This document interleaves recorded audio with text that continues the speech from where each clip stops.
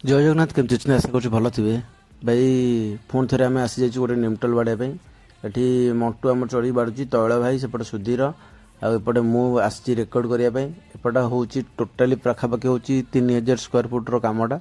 तो से हिसाब से निमटल पड़ पाखापाखि 1200 पाखापाखि हो 1200 कि 1500 हो।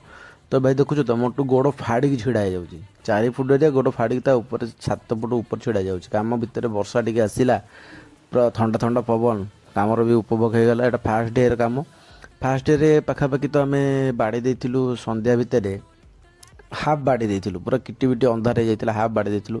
आम कम भाई पूरा किटिबिटी अंधार हेल्ले जाए आम ओल्लू ना आम बाबू सन्तुष्ट हेनी कहे हेलानी आउ टिके होता है जे आउ टिके भल होता छाड़।